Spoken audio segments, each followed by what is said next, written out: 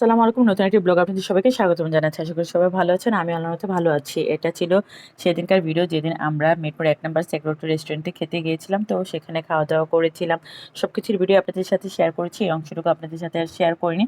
কারণ পুরো ভিডিওটা শেয়ার করলে ভিডিওটা অনেক বড় হয়ে যেত। সেজন্য এই অংশটুকু আজকে আপনাদের সাথে শেয়ার করছি। তো সেক্রেটারি রেস্টুরেন্ট থেকে আমরা বের হয়ে তারপরে অটোরিকশায় করে যাচ্ছি সামনেই রেস্টুরেন্টটা। তো এই তো আমরা সবাই একটা অটোরিকশার মধ্যেই উঠে পড়েছি। সবাই মিলেই একটা অটোরিকশা করে যাচ্ছি, যেহেতু একেবারেই সামনে রেস্টুরেন্টটা।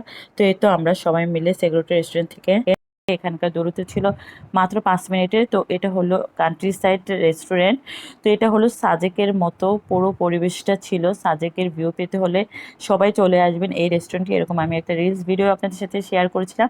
তো আজকে আমি পুরো ভিডিওটি আপনাদের সাথে শেয়ার করছি। আর এই রেস্টুরেন্টটা আমার কাছে সেক্রেটারি রেস্টুরেন্টের থেকেও অনেক বেশি সুন্দর মনে হয়েছে। একেবারেই প্রাকৃতিক দৃশ্য দিয়ে ভরপুর, আর সাজেকের মতো খুব সুন্দরভাবে সাজানো গোছানো একটা রেস্টুরেন্ট। সাজেকের মতো করেই এখানকার রেস্টুরেন্টটা তৈরি করেছে। সাজেকে যেমন বাঁশ দিয়ে মানে রেস্টুরেন্ট তৈরি করে, তারপরে ছনের ঘর দিয়ে রেস্টুরেন্ট তৈরি করে, তো ওখানকার মতো করেই এই রেস্টুরেন্টটা তৈরি করা। আর ভালো লেগেছে দেখতে। এক কথায় যে কেউ আসলে এখানকার সৌন্দর্য দেখে চোখ ফেরাতে পারবে না। তো আমার কাছে এখানকার পুরো পরিবেশটা অনেক বেশি ভালো লেগেছে। আর এই তো ওরা সবাই এখানে বসেছিল, আমরা শুধুমাত্র কোল্ড কফি খাবো, কারণ আমরা সেক্রেটারি রেস্টুরেন্ট থেকে ভরপুর খেয়ে এসেছি।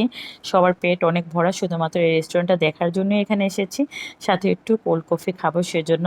তো পুরো রেস্টুরেন্ট আমার কাছে অনেক বেশি ভালো লেগেছে। আর এই রেস্টুরেন্টগুলো বিকেলবেলার ভিউ কিন্তু অসম্ভব সুন্দর হয়। তো যারা আমাদের মিরপুর এরিয়ার আশেপাশে আছেন তারা অবশ্যই এই রেস্টুরেন্টটা ঘুরে দেখতে পারেন। এই রেস্টুরেন্টটা কিন্তু একেবারেই মনোমুগ্ধকর, মনে হবে মানে মিরপুরের থেকেও সাজেকে আপনারা চলে এসেছেন।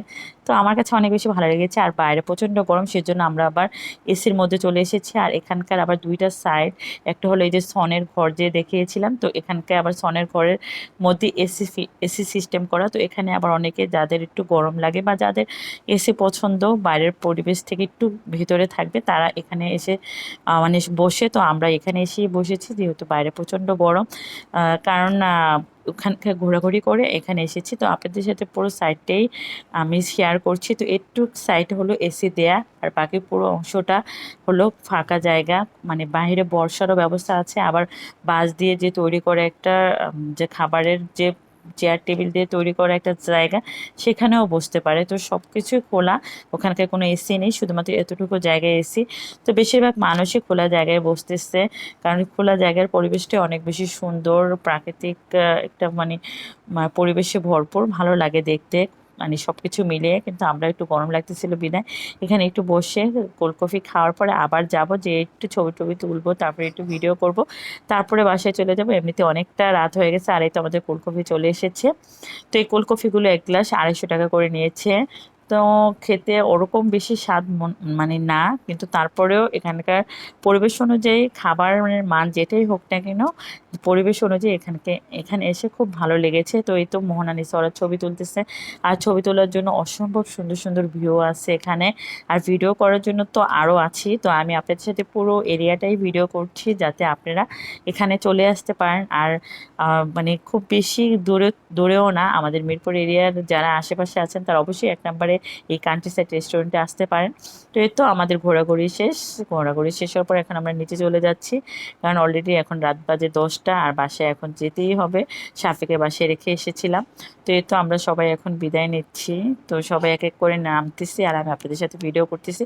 তো এখন আমরা অটোরিকশায় করে বাসায় চলে যাবো, সেজন্য অটোরিকশা ভাড়া করতেছি শেওড়াপাড়া যাওয়ার জন্য। আর এখন যেহেতু রাতের বেলা, তো অটোরিকশাগুলো শেওড়াপাড়া পর্যন্ত যাবে, আর অন্যথায় কিন্তু অটোরিকশাগুলো শেওড়াপাড়া পর্যন্ত যায় না। এখন অনেক রাত বিদায়, অটোরিকশাগুলো মেন রোড দিয়ে যাচ্ছে। আর একসাথে 3 জন বসতে পেরেছে, এটাই বড় কথা, কারণ অটোরিকশাগুলো একটু বড় হয়। তো এবছরের মতো ঈদের ঘোরাঘুরি এখানেই সমাপ্তি। আর আমার ব্লগগুলো আপনারা অবশ্যই সবাই দেখবেন, কমেন্টস করবেন, আর ইনশাল্লাহ নতুন নতুন ব্লগ আপনাদের সাথে আরও উপহার দেওয়ার চেষ্টা করব।